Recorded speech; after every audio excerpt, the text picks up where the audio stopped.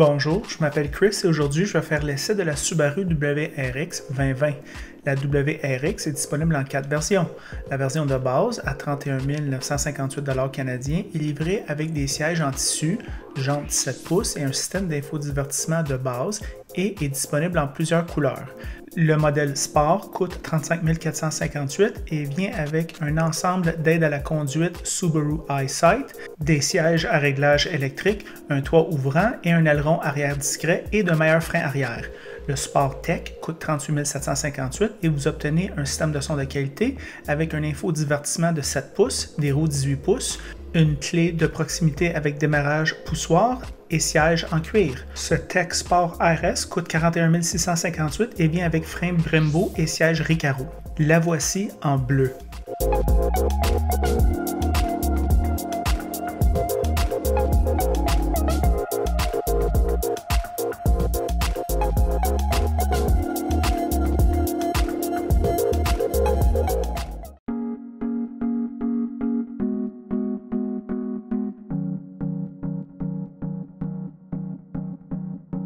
Le génie de Subaru est qu'il n'y a jamais de compromis avec la commodité, et cela est évident dans la WRX. S'asseoir à l'arrière est bien pour les passagers. Me voici derrière moi-même. S'asseoir en avant, c'est bien aussi. J'ai toujours détesté les sièges Recaro, ils sont toujours exagérés, mais dans cette WRX, ils sont pas si pires. Je n'ai pas conduit de Subaru depuis quelques mois et la facilité d'utilisation et la convivialité pour le conducteur sont évidents. Immense pare-brise avant, grande vitre latérale, une disposition naturelle des commandes. Les commandes sont simples et par conséquent plus sécuritaires à utiliser. L'écran d'infodivertissement est petit, mais nous utilisons tous CarPlay et Auto maintenant, alors qu'importe. Le système 4 roues motrices Subaru assure la sécurité en hiver et le plaisir même s'il pleut avec une tranquillité d'esprit en termes de sa fiabilité. Subaru a conçu et perfectionné son système 4 roues motrices et ce depuis des décennies. La WRX se manie bien, elle accélère comme une folle, la transmission manuelle est un plaisir à utiliser. La suspension est également raisonnable et confortable. Ce n'est pas une boîte de pénalité comme la STI. Bien que la STI soit certainement louable car il s'agit d'un animal et a cette agressivité indéniable, WRX est de loin mon premier choix. Il est tellement plus facile à vivre avec à tous les jours. Et lorsque vous effectuez des paiements mensuels élevés pour une voiture, vous voulez en profiter en tout temps. Le seul défaut est le design intérieur qui est beaucoup trop daté pour le 41 658 que coûte cette WRX et un bruit de route moyen pour le prix. Je choisirais la version Sportec. Le moteur 4 cylindres turbo-compressé est sublime et développe 268 chevaux et 258 livres de couple. Ce n'est pas un jouet, il prend la vitesse très vite et continue à tirer fortement après 100 km/h. WRX est également disponible avec une CVT avec des vitesses artificielles. La consommation de carburant de ce testeur manuel est de 11,3 litres en ville et 8,5 sur l'autoroute. Voici nos réflexions sur la route. Bonjour les amateurs de voitures, aujourd'hui Ross m'apporte la Subaru WRX 2020. Ross, un petit souvenir, je pense que c'était une de nos premières voitures qu'on a fait une chronique ensemble. Ouais. Puis on a beaucoup aimé cette voiture-là à l'époque. Ross, qu'est-ce que tu en penses de ce char-là? Bien, quand on l'avait essayé ensemble, c'était l'année modèle 2015, WRX avec une transmission CVT. J'étais très sceptique sur le niveau de performance que pouvait livrer une transmission CVT, puis j'ai été agréablement surpris. Le modèle ici, on a la version RS Sport avec tout équipé. On n'est pas dans le modèle STI, on est dans le modèle WRX, mais la version la plus dispendieuse. On a une transmission 6 vitesses manuelle, 4e génération de la WRX qui est due pour une refonte. On n'est pas dépaysé par rapport à la 2015 qu'on avait essayé ensemble. On se retrouve pratiquement dans une voiture copier-coller. Oui. Fait que 4e génération, quand même un top safety pick selon l'IIHS qui se mérite cette cote-là. Fait que malgré toutes ces années. Le pot, traction intégrale légendaire, on s'entend. Quand on pense à Subaru, on pense traction intégrale. C'est le premier mot qui doit vous venir en tête. Ils l'ont perfectionné. Moteur performant, ici on a le 2 litres turbo de 268 chevaux. Moteur qui fait un excellent travail. Sur le 0-100, on parle de 0,5, 0,6 secondes de différence avec une STI.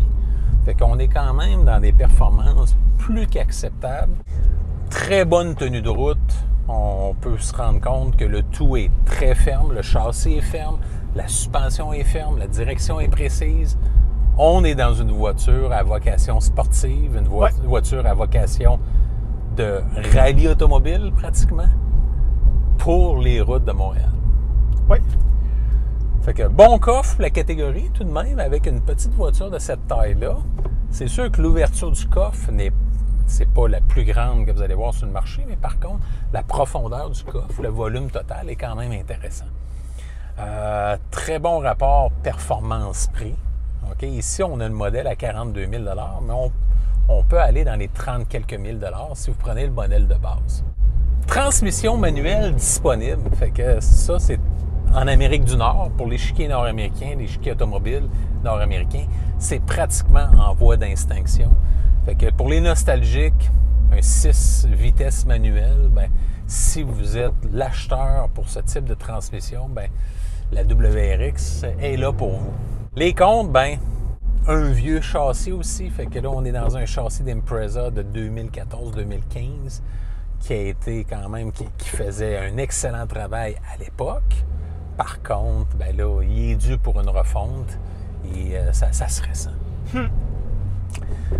Manque de raffinement, comme je disais. L'insonorisation, ben là, on est dans une voiture à vocation sportive.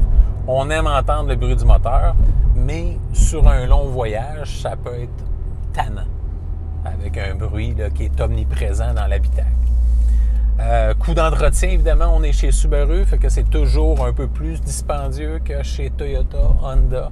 Subaru est, je dirais, peut-être l'équivalent Volkswagen là, dans les Japonais. C'est toujours un petit peu plus coûteux à réparer par rapport à ses rivales japonaises ou asiatiques.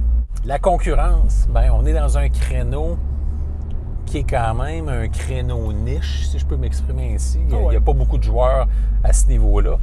On a la Honda Civic SI qu'on a essayé la semaine dernière. Par contre, on est dans une voiture à traction, non de traction intégrale. On a le Civic Type R, qui est une voiture ultra performante qu'on a adorée, voiture amusante à conduire. Ah, moi, c'est mon meilleur. Ah, c'est incroyable. Hyundai Veloster N, qui est un excellent choix aussi, qu'on avait quand même été agréablement surpris avec le 2 litres turbo. Très bon véhicule. Volkswagen Golf GTI, la Rabbit GTI, qui est moi, je trouve une voiture super raffinée. Pas la plus performante du groupe, par contre, plaisante, probablement la plus, comment je pourrais dire, amicale pour son conducteur dans une conduite quotidienne, en niveau de confort, conduite sportive, le côté homogène qui est là, qui est omniprésent. Volkswagen Jetta GLI qu'on a essayé la semaine dernière, qui peut être quand même une alternative très intéressante. Fait que c'est un peu ça mon résumé. Quelles sont tes premières impressions sur cette voiture, Chris? Bien, ils étaient excellentes il y a 5 ans, puis ils sont encore très, très bonnes maintenant. Ross, c'est une voiture qui, moi, je trouve, vieillit drôlement bien. Petite note à propos de la suspension. C'est vrai qu'elle est plus dure, mais elle n'est pas aussi casse-nouille comme la STI. STI, là, c'est vraiment, là, c'est moi, je te dirais, ferme. Ross, si, mettons, tu sors du dentiste, puis tu vas voir si tes plombages sont bien faits, à ce moment-là, embarquer dans une STI sur les routes de Montréal, puis après 15 minutes, tu vas le savoir. Fait qu'au niveau de la suspension, moi, je trouve que c'est quand même pour une vocation sportive. Selon moi, c'est moins pire que je pensais. Transmission manuelle, le fun, des changements très courts et les vitesses sont très bien rapprochées au niveau du guirage. Fait que ça, c'est le fun. Très bien au niveau de la conduite, c'est excellent. Moi, je te dirais aussi, le plaisir de conduire et la fiabilité d'une transmission manuelle, c'est à noter pour ceux qui veulent le garder longtemps. On va juste aller à l'extérieur un petit peu, Ross. Moi, je trouve que, somme toute, la forme est assez bien proportionnée. J'aime mieux le look extérieur de cette voiture-là que la STI. La aile arrière, moi, je t'aboute. Je l'ai jamais aimé, celle-là. C'est même quand j'étais jeune. Trop extrême. Ah, non, je trouve celui-là est le bon compromis. Alors, beau look extérieur, beau mag.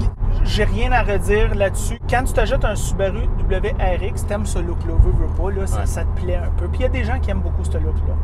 À l'intérieur maintenant, mais moi je te dirais toutes les qualités classiques de Subaru, c'est-à-dire cette facilitation d'utilisation, cette bonne visibilité. On voit ici les commandes, à défaut d'être au niveau en termes de peut-être leur toucher. Quand on tourne les boutons ou les contrôles, c'est pas la plus haute qualité, mais à défaut, c'est très facile à utiliser. Le petit écran ici en haut que je trouve très cute, elle ne distrait pas trop quand on le regarde pour les informations du boost. Alors ça, à ce niveau-là, super.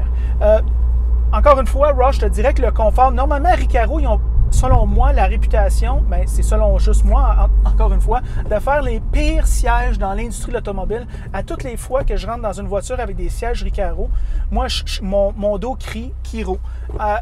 Moi, je te dirais que c'est moins pire que la moyenne. On est bien soutenu. Puis quand on a une transmission manuelle, Ross, ça nous prend des rembourrages. On ne peut pas appuyer notre pied sur la pédale morte. Il faut peser la cloche des fois et on a besoin d'être retenu. Et c'est ce que ces sièges-là font. Fait que, c'est un beau compromis de Recaro en termes de confort. Là, correct. Très correct. Sensation du volant, excellent. Belle convivience au niveau de l'espace arrière. Quand même une valise correcte. Et le 4 roues motrices béton. Comme tu sais, Ross, moi je pense que même les jeunes, ils font des bandages extrêmes sur le 4 roues motrices. C'est pas juste toi. Et puis, moi je trouve que c'est un bon argument pour les hivers du Québec. OK? Parce que veut pas, c'est une réalité. Et c'est ça mes pensées sur le très bon Subaru WRX. Moi, je pense que c'est recommandable pour la location et je pense que c'est recommandable pour l'achat parce que la valeur de revente est tellement élevée. Excellente la valeur de revente. C'est surprenant ce qu'on peut avoir pour une WRX ou WRX STI après 5 ans d'utilisation. Sachant que ces voitures-là, ils n'ont pas été dorlotées, là, ils ont été brassées. Bien, ces voitures-là conservent une excellente valeur de revente. Fait que c'est vraiment là, à la location ou à l'achat là, sans problème. Et évidemment, à plus long terme, c'est une voiture qui va vous coûter. On est dans une voiture de performance. Ça va vous coûter plus cher à l'entretien, mais court moyen terme, pas si mal. C'est à long terme que là, ça va coûter un peu plus cher dans le porte-monnaie. Et c'est ça nos pensées sur la Subaru WRX. En passant, si vous aimez la vidéo, aimez-le. Si vous ne l'aimez pas, aimez-le pas. Et si vous l'aimez beaucoup, franchement, abonnez-vous à la chaîne. Et c'est tout.